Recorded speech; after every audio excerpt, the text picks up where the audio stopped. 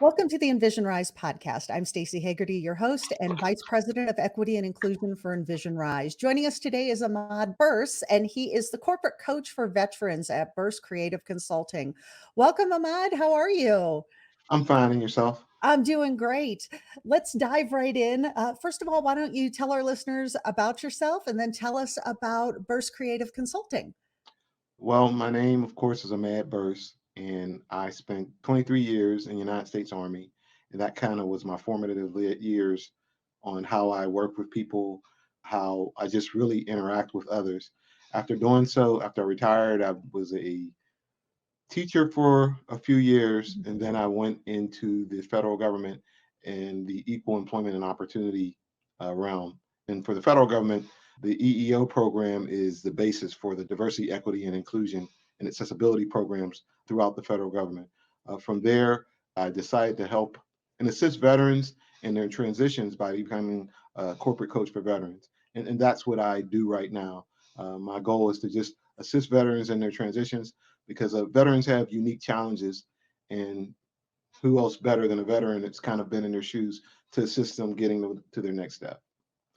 Let's talk about what some of those special circumstances are for veterans. And it's not all bad, of course. So, No, no, no, no. what kinds of things are you working with veterans on so that they can make their transition back into civilian life a little easier?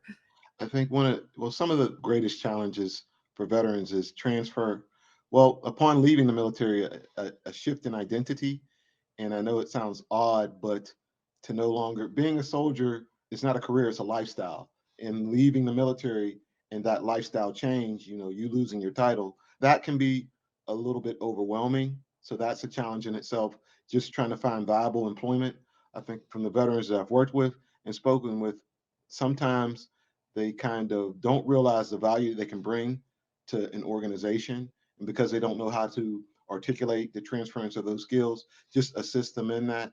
And then later on, within arriving at an organization, coaching them through, well, these are some of the things you need to do. You need to be aware of the organizational culture. Some of the things that made you effective as a veteran, they can make you effective in other organizations, but you got to know where it is and how to kind of employ it within whatever career field you're pursuing.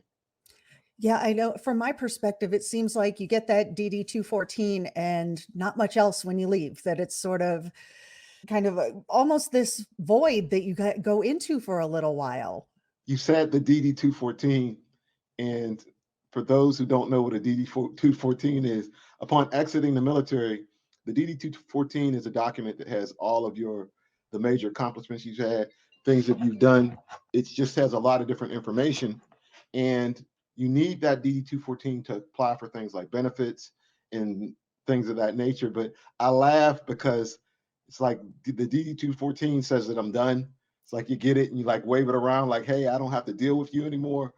So yeah, for a lot of folks, and I think people don't understand how to read the DD 214.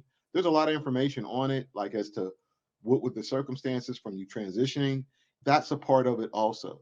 So I think, yeah, the DD 214 isn't the get out of jail free card, but you need to know how to interpret it. And I used to work in higher education, and it's important to hang on to that document because Oh, when you're absolutely. applying for financial aid, I Yes. mean, whether you're going into a career or if you've Mhm. decided that you're going to get some more training, you Mhm. need that document. So, what I've seen happen for some veterans is exactly what you talked about a little bit here. And I'd like to dive into that a little bit Mhm. more, that taking your experience from the military and translating it into a civilian resume takes Mhm. some skill and it takes some massaging, I think, of the language that's used, because Absolutely. oftentimes the language in the military is completely different than that used out in the civilian sector, but Mhm. the skills are the same. Yes. Yes. So, what do you recommend that veterans do when they're starting to prepare that first civilian resume? I'm going to give a shameless plug to Hire Heroes USA. So then it's an organization, a nonprofit that assists veterans. And I worked with Hire Heroes when I was transitioning, and they really helped me to articulate my skill sets. So then I recommend that. But one of the things that I also recommend, if you're applying for a position, make sure whatever that position requirements are, because a lot of times when you're looking at the position you're applying for, it tells you what they need. So Mhm. say, listen, you need X amount of experience here. We need someone that can do A, B, C, and D. You need to make sure that your resume reflects that. I mean, you may have done all these grandiose things.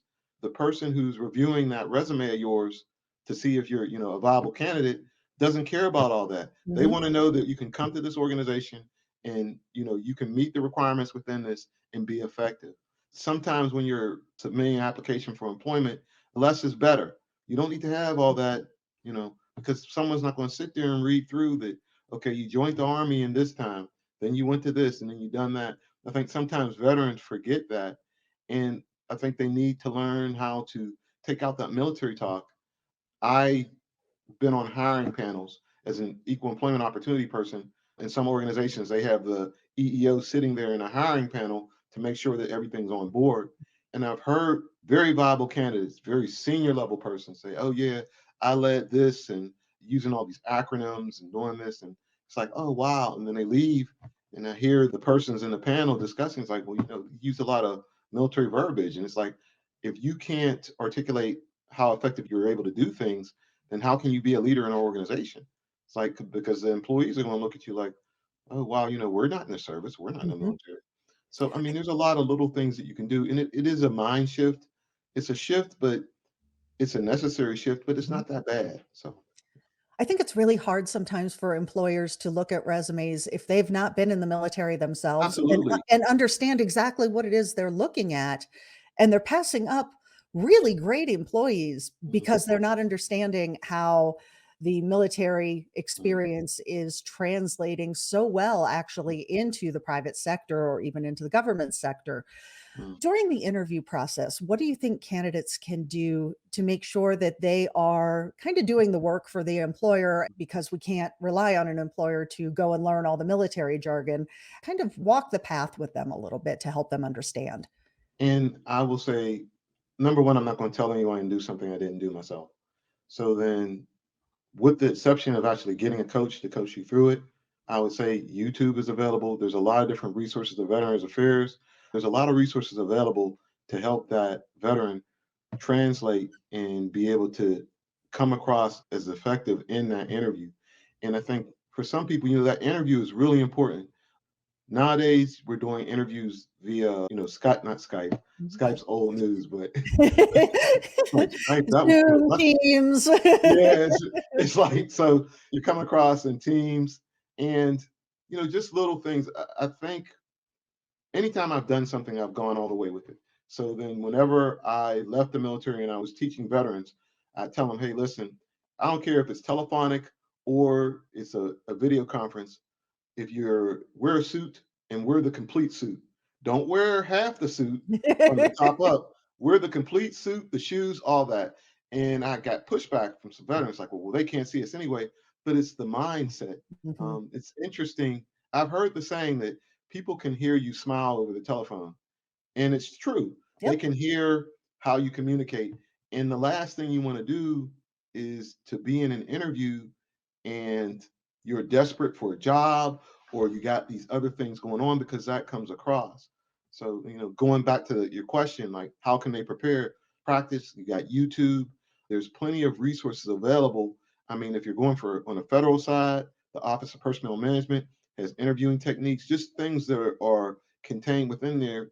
And as I said before, if I'm going to do something, I do it all the way. And I'd encourage you to go all the way. Don't, excuse the French, half ass it, because Mhm. that will come across in the interview. Yep. If you're for me, it's like if you're going to practice in the suit that you're going to wear, practice in everything because it all counts. If it Mhm. doesn't fit right, then you're going to be fidgeting. If things aren't setting well with you, it all comes across in the interview. And for some folks, it might be esoteric, but it's not. It's very much is, hey, Mhm. listen, because you're competing with all these other people that still want the same position. So you have to make sure that you're in the correct mindset, looking your best, most effective to say, hey, listen, this is I'm a value. I'm a value. I'll be a value to your organization. I think that's such good advice about how you get yourself in the mindset, especially since COVID and so many of us have stayed with remote work that it's very easy to get into, okay, well, I'll just wear my sweatpants, but I'll Mhm. have my on screen top ready to Yeah. go. And there really is a difference. I can tell the difference on days when I'm not dressed up to be on a video as opposed Mhm. to the days that I am. When I left the military, I realized that a suit really makes you, it's like your body armor. It's like a superhero uniform to me. That's what I tell folks. It's like it's I'm putting on my Superman outfit because putting on a well-fitting suit, it just makes me feel different. And I try to communicate that to the clients, the folks that I've Mhm. coached, like, listen, make the investment, get you something nice because you're not going, this won't be your last interview. So make sure that you're bringing your best to it. You mentioned earlier about once someone has the job that you work with them, kind of transitioning into the organization and what to expect. What are some of the challenges that you see for folks coming right out of the military into civilian work? That's kind of a cultural difference. I would assume there are many cultural differences between the military and civilian work. I'll talk about two main things, and that's like the first in regards to culture is the values. So, like when I was in the army, my core values were loyalty, duty, respect, self-service, honor, integrity, and personal courage. Everyone's army core values are the same because that's the values. So then, whenever you're doing something, you do things with those values in mind. Everyone's on the same sheet of music. Hey, listen, if you step out of that, someone's going to ask you, hey, integrity check. You were supposed to do A, B, C, and D, or it's your duty to do this when you transition into the in out from the military, even within the civilian, whether it's the federal government or on the civilian side, or not the civilian side, but the private side or the private side, those values may not be there. And so it can be a little challenging. It's a shift because in the military, you're supposed to get off at 5 o'clock and there's still 30 or 40 minutes worth of work to be done, then you complete that work because that's just the way it is. Whereas on the civilian side, there may be reasons why you need to stop at 5 o'clock. Hey, we can't pay you. Or the other issue is that people just stop at 5 o'clock. I mean, that's like, hey, Mhm. and I think that's an important shift. But I think it's important for that military or that person that's transitioned to realize that you don't have to do that anymore. It's nothing wrong with being an effective employee, but those sorts of sacrifices aren't needed because tomorrow's another day. And so that's something that's really important. And then the other thing I talk that I think is important for folks transitioning, I talk about three things. There are three things that every military transition person needs to have. And number one is they need to understand what coaching is in regards to in your job, what a sponsor is, and what a mentor is. There are different things. So then a coach is someone that's specifically designed to kind of help you perform your duties. And if you're new to it, you might want to find a coach. And you also need to find a mentor. And that mentor may or not be someone that's a formal mentor. Someone that's been down the path that you want to go to, and someone can give you some advice.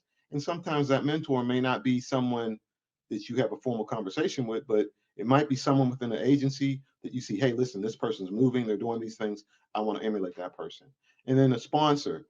A sponsor is someone that legitimately is a quid pro quo relationship, not in a sexual way, but saying that person is going to support you and get your names in the places that you may not be able to be.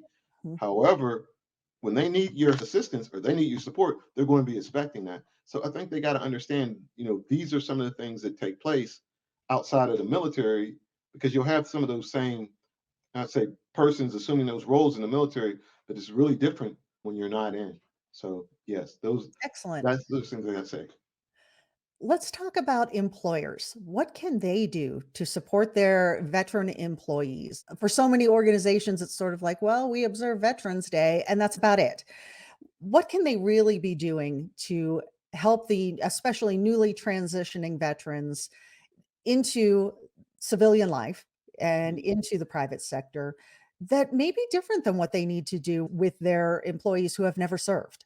I would say me and a good friend of mine were talking about Veterans Day, and we were talking. We're both veterans, and people always say thank you for your service.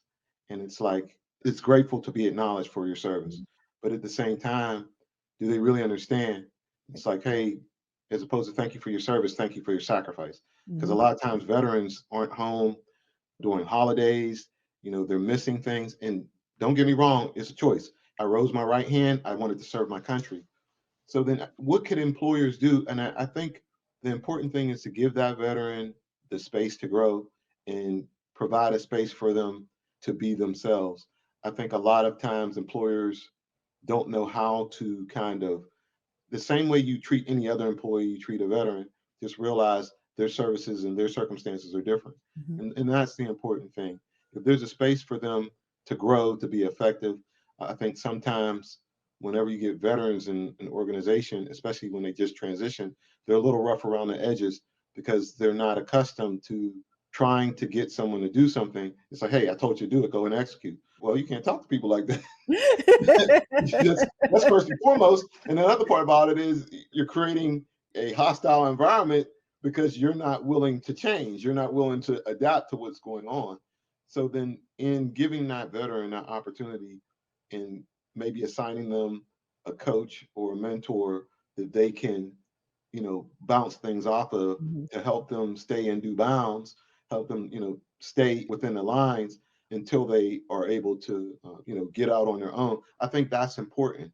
And if that veteran doesn't have one there, then they need to find someone that can help them to stay there. Because a lot of times, from my experience, it's not that the person can't do the job, it's not that they're not effective, but they may have to do some re-socializing, understanding that, hey, if someone comes late, then okay, you work with them on being late. Not, well, hey, you're late. So now, because in the military, there's a lot of leeway, but there's not second chances for things that you should know better at doing. Mhm. And it's like, hey, being on time or at least contacting your employer to let them know what's going on with you, that's a no brainer.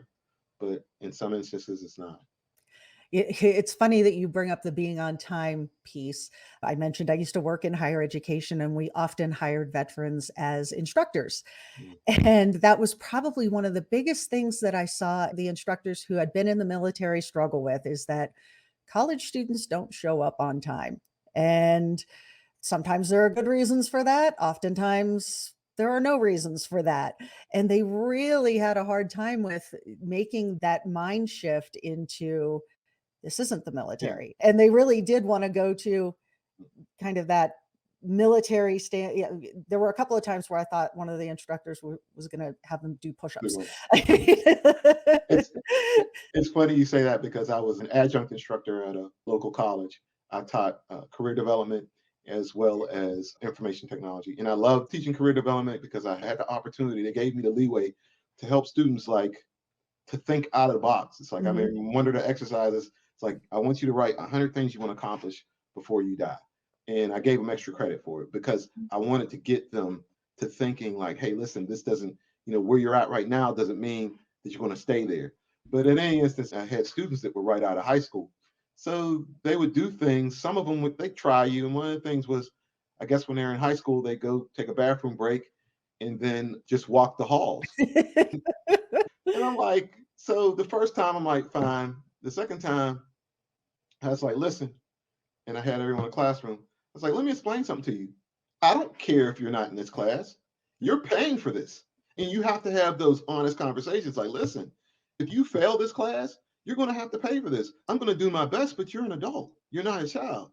So you go ahead and walk them halls and do whatever you want to. But just realize you're going to have to pay for this in one way or another. And I think the ability to have those frank conversations, and they knew I was dead serious. I wasn't, sugarcoating anything. It's like, hey, you don't turn in your assignments or you turn in something that you put no effort in, I'm going to give you that grade. Mhm. And, the first couple of weeks, they're kind of like, and then they realize that, oh, he's dead serious. I'm not going to play all these games with you. That is a shift, but you just got to know how to. And plus, I was a drill sergeant. So I still have some of that in me too. Like, I'm not yelling and fussing at folks, but I can flip on something like, well, you're so mild mannered. It's like, yeah, mild mannered. I'm gonna show you mild mannered.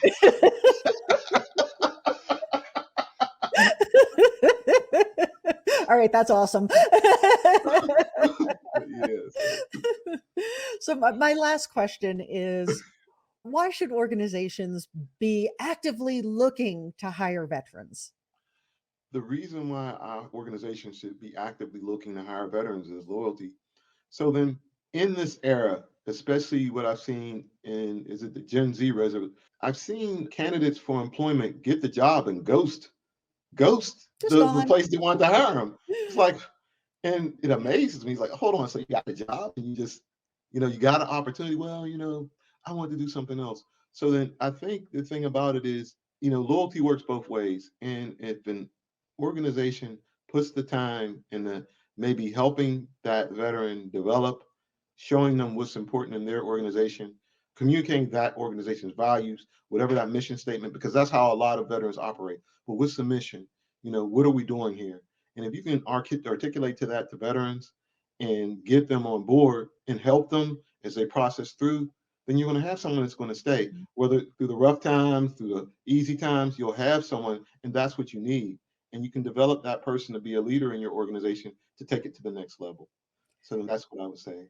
You said, "What's the mission?" And I think that's such an important question, not only for candidates to ask, but it's an important one for organizations to be asking of themselves. If they can't Absolutely. articulate Mm, their own mission to a potential candidate or to their employees, they're not going to get where they want to go because they don't know where they're going. So absolutely. I think that's great advice. Mm. Well, Ahmad Burse, where can people get in touch with you? Well, you can reach, I'm on LinkedIn. There's only one of me on LinkedIn. Or you can reach me, I'm at burseconsulting.com. But the name of my organization is Burse Creative Consulting. So then that's how you can reach me. Excellent. Well, thank you so much. We appreciate the conversation, and we hope that you'll come back and join us again. Anytime. Thank you. Thank you for Thank the you. opportunity. Thank you so much for listening to today's episode. And so with your help, we can get this message to more people. Subscribe, rate, and review the show, and be a part of making a difference, because it starts with you.